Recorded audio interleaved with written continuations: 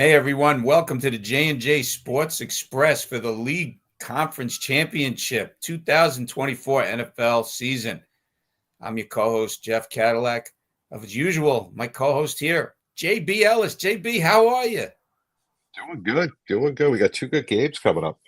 Oh yeah. It's like season's winding down. We're down to, I hate to say the Final Four. I don't like using that term. I reserve it for the NCAA's basketball tournament, but here we are. It's like the second to the last weekend before, 2 weeks before the Super Bowl. It's like, what are people going to do without football?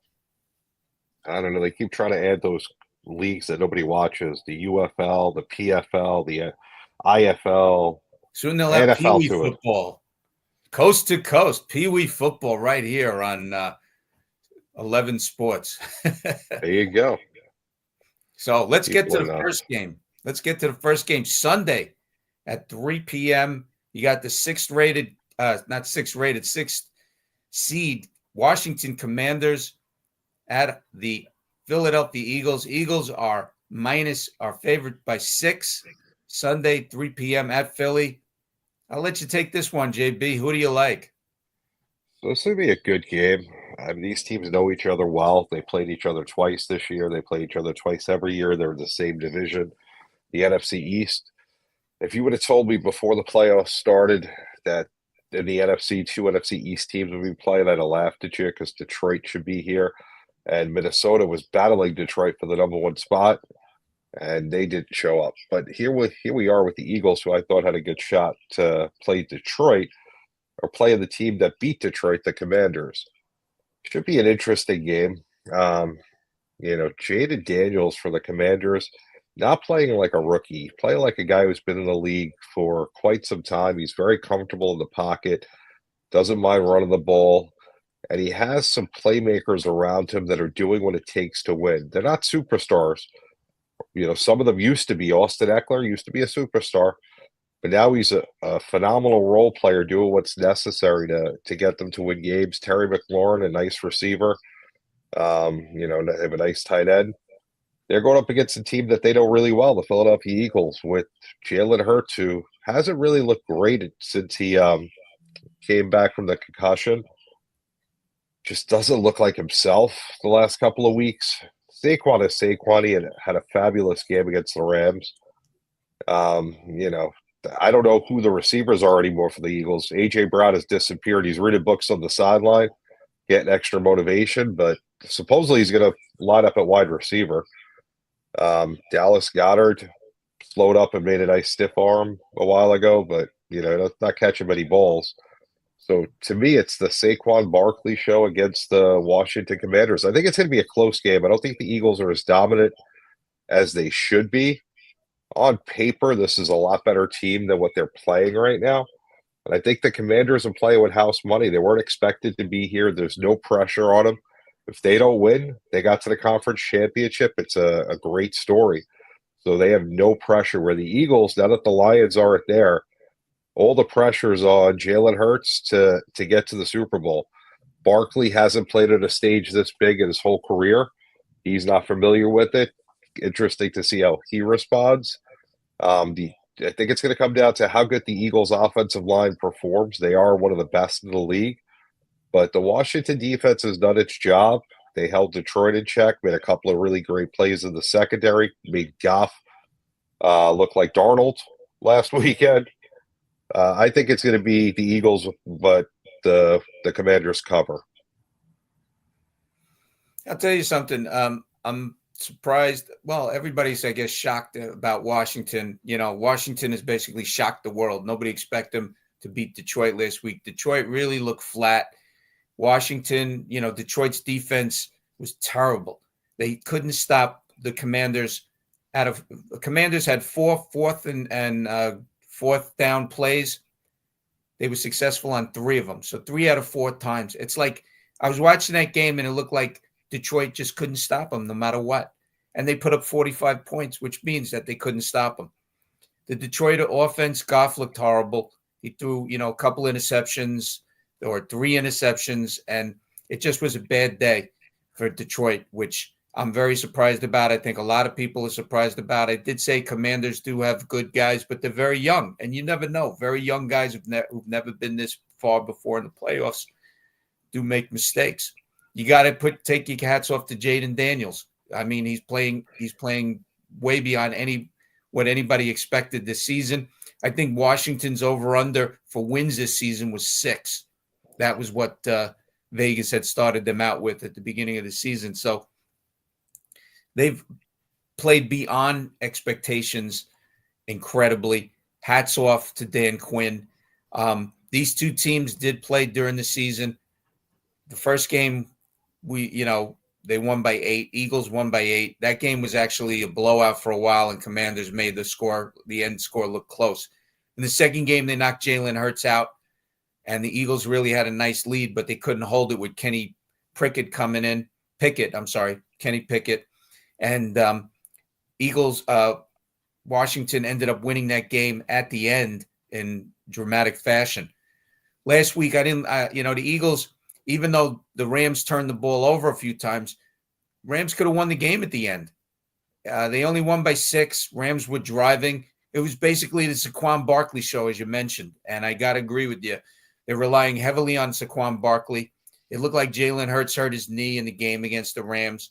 I'm not, the offense is basically relying on Saquon Barkley too much, which is a bad omen right then and there. You put the ball in his hands too many times, something's going to happen. It's almost like the Barry Sanders situation. The rest of the offense, you couldn't even name anybody on the offense, but you knew Barry Sanders was back there, and you knew he was getting the ball. And they're depending too much on Saquon Barkley. Yes, he's young. Yes, he can run, but he can't will the team to victory, and that's the problem. And Eagles won last week. I wasn't impressed with that win over the Rams, and I liked the Rams. It was +6. They only won by 6, so it was a push. This game, I think, I have to agree with you that the game is going to be closer than the spread suggests. The spread is 6. Eagles are favored by 6. Yeah, they're the home team. They probably expected to play Detroit. Everybody probably expected that this game would be in Detroit. Certainly not the Commanders. But I like the Commanders here. I don't think they'll win the game, as you said, and I will agree with that. But I definitely think they're going to make it close. If they shock the world again and they beat the Eagles, I think it's unbelievable. It's really, a nice surprise for Washington. There's a lot of people. I mean, basically the Washington team, there's been nothing to cheer for the last 20 years. A whole generation of fans have never heard or never seen of a Washington team that actually was successful. And this is like, oh my God, they probably don't even know how to handle it. It's unbelievable. But I have to agree with you. I think the Eagles do pull it out. They're notorious for pulling out close games, but the Commanders keep this close, and maybe the Eagles win by a field goal in the end. But I definitely like the Commanders plus the 6 points here. All right. And the other game, you could go first here. We got the Chiefs -2 against the Bills in the Sunday late afternoon game at 6:30 p.m. Eastern. This is like, I'll tell you something. This is like Ali Frazier, okay? This is like Ali Frazier. For all you fans out there that don't know who Ali and Frazier were, Joe Frazier, Muhammad Ali, Google it. Take a look at their fights. These are knockdown, drag them out kind of fights.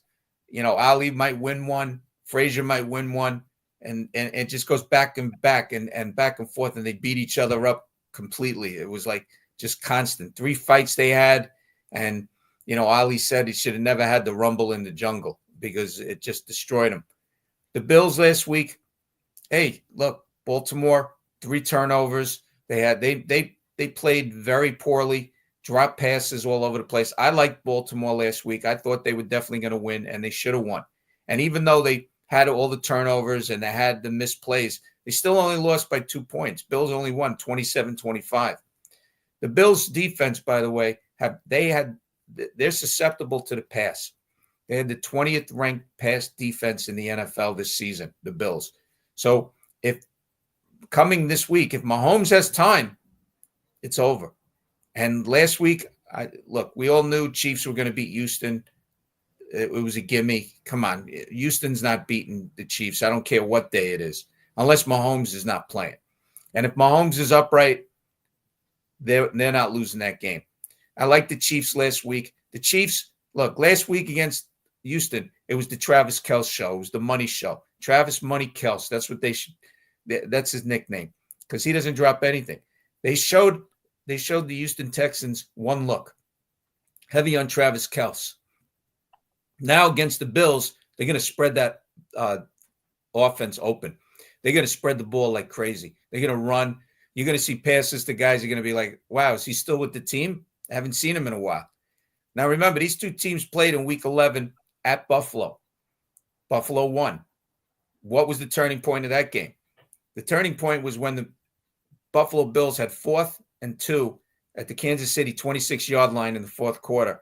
And instead of having their spotter, Kansas City, Josh Allen took the ball, ran for a touchdown. That was the turning point of the game in a 30-21 win by Buffalo. I can tell you this right now, Kansas City is going to remember that. I love Kansas City. You cannot bet against Pat Mahomes. As long as he's wearing number 15 and playing for the Kansas City Chiefs, there's no way you can bet or play against him. I love the Chiefs. I think the Chiefs win by a touchdown in this game, and they go on to the Super Bowl for the 3rd straight time. Lay the 2 points. I love the Chiefs at home. So the next time we do this broadcast, I will be in New Orleans, and we'll be discussing the line for the Super Bowl. Now, I've covered the Super Bowl. This will be my 5th Super Bowl. The Chiefs have been there 3 times. The only team to knock them out of the playoffs during that stretch and to keep them out of the Super Bowl were the Cincinnati Bengals with Joe Burrow. Josh Allen's going to be number 2. They beat them during the regular season. The only team to beat 2 15-win teams in the same season. They beat both Buffalo and Detroit. There's something about this team. No one expected anything out of the Bills this year. When they lost Stephon Diggs, Josh Allen and the Bills were written off. And all they did was go out there and compete. And 2 out of their 3 losses that they had were due to their coach's game clock management.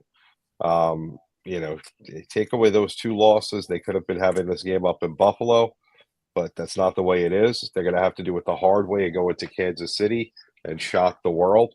Now, I mean, Nick Wright on X the last couple of days has been going crazy about how, it's a narrative that's not correct, that the Chiefs don't get favorable calls.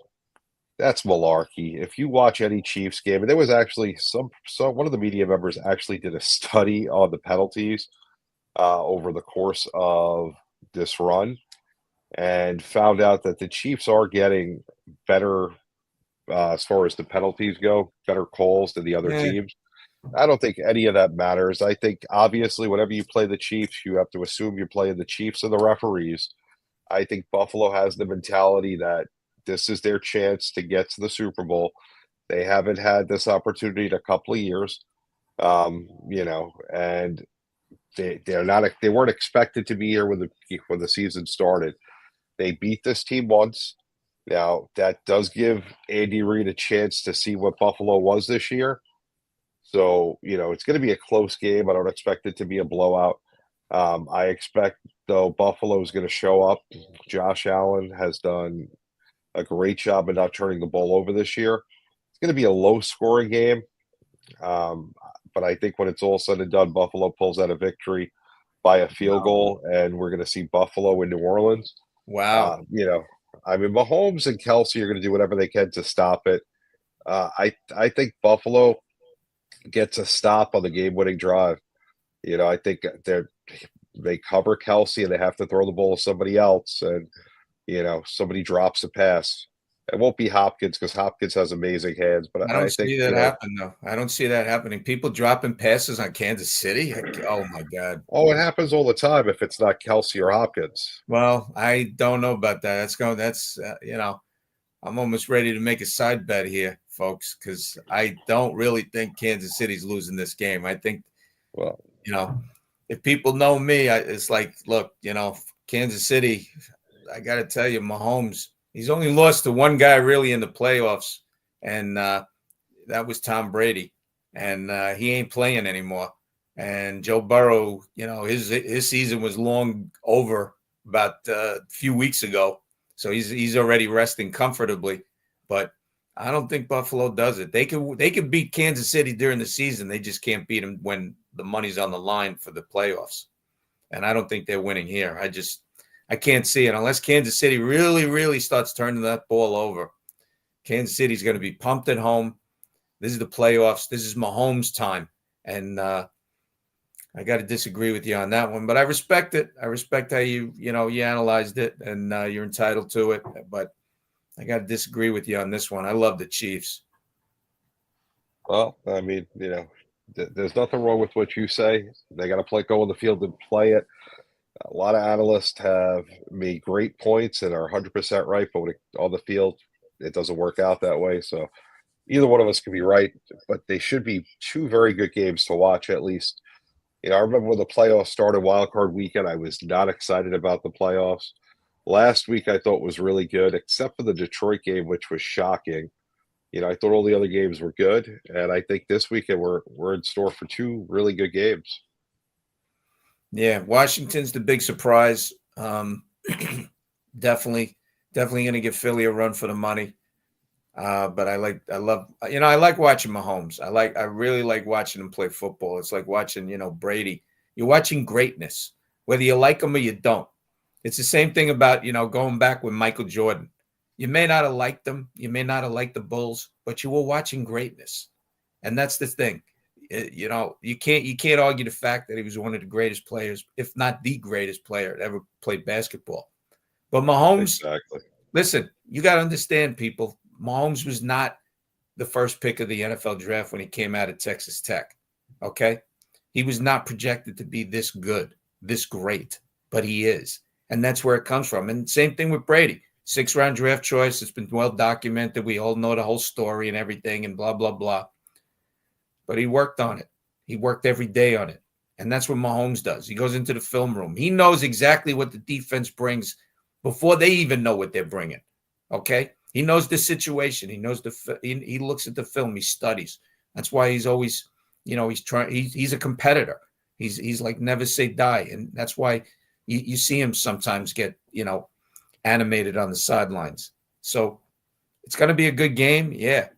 And Josh Allen, they're looking to get over that hump against the Chiefs, but I just can't see it. I really just can't see it. I love the Chiefs on Sunday. Well, we'll see what happens. It's definitely going to be interesting. Where can people find you? Well, one thing I want to mention, there was there's a couple NFL hirings this week. Very interesting. Mike Vrabel, the favorite who went to the New England Patriots as the head coach. I think it's a very good hire. What do you think, JB? I'm okay with it. That was the guy they wanted from the beginning, and I think Vrabel's a decent coach.